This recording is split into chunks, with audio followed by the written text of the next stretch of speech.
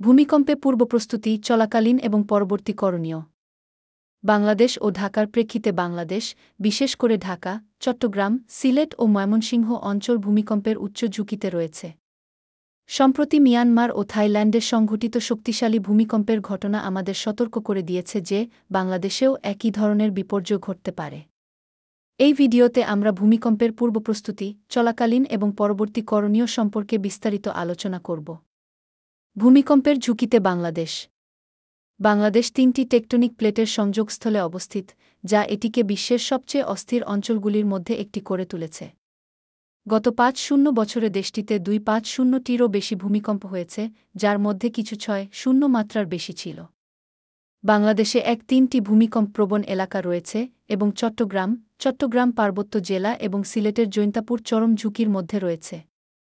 বিশেষজ্ঞদের মতে, যদি ১৮৯৭ সালের মহান ভারতীয় ভূমিকম্পের মতো একটি ভূমিকম্প আবার ঘটে, তবে গড়ে ২.৮ ভবন ক্ষতিগ্রস্ত হবে এবং মোট জনসংখ্যার ৩.৭ মারা যাবে ও আহত হবে।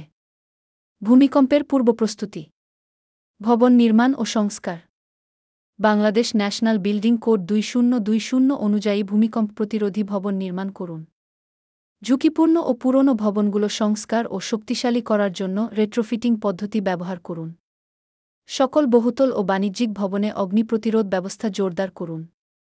Utility system. গ্যাস, পানি ও বিদ্যুতের লাইনের সঠিকতা নিশ্চিত করুন। ভূমিকম্পের সময় গ্যাস এবং বিদ্যুৎ সরবরাহ স্বয়ংক্রিয়ভাবে বন্ধ হওয়ার ব্যবস্থা নিশ্চিত করুন। প্রশিক্ষণ ও সচেতনতা।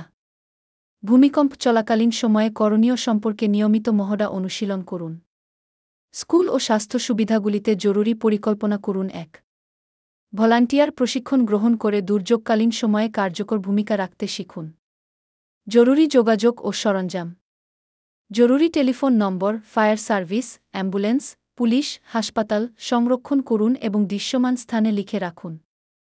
জরুরি প্রয়োজনীয় সরঞ্জাম যেমন টর্চলাইট, রেডিও, অতিরিক্ত ব্যাটারিসহ বাঁশি, হ্যামার, হেলমেট, কুশন, শুকনো খাবার, বিশুদ্ধ পানি, প্রয়োজনীয় ঔষধ, ফার্স্ট এইড বক্স, শিশু যত্নের সামগ্রী নির্ধারিত স্থানে সংরক্ষণ করুন। ভূমিকম্প চলাকালীন করণীয়।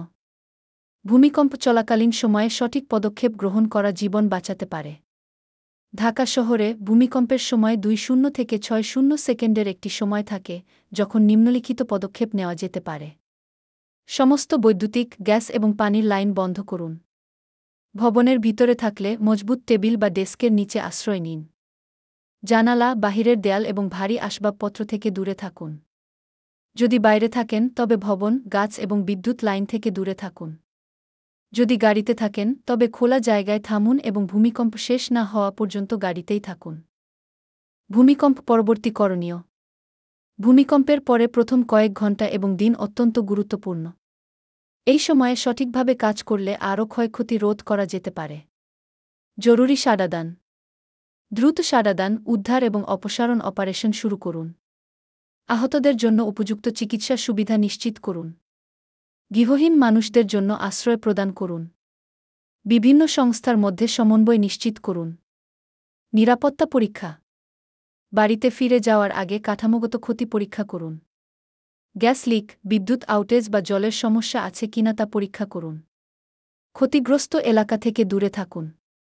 বাংলাদেশ সরকার, ফায়ার সার্ভিস ও সিভিল ডিফেন্স অধিদপ্তর এবং বিভিন্ন জাতীয় ও আন্তর্জাতিক সংস্থা ভূমিকম্প মোকাবিলায় প্রশিক্ষণ ও সচেতনতা বৃদ্ধির জন্য কাজ করছে।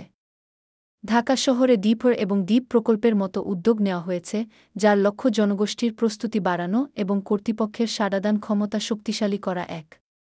আমরা সবাই মিলে ভূমিকম্পের প্রস্তুতি নিলে এবং সঠিক জ্ঞান আমাদের কাছে থাকলে, ভূমিকম্প যখন আঘাত হানবে তখন আমরা নিজেদের এবং আমাদের প্রিয়জনদের রক্ষা করতে ভালোভাবে প্রস্তুত থাকব। আমাদের চ্যানেলে সাবস্ক্রাইব করুন এবং আরও এই ধরনের তথ্যপূর্ণ ভিডিও দেখুন। আপনার নিরাপত্তা আমাদের অগ্রাধিকার।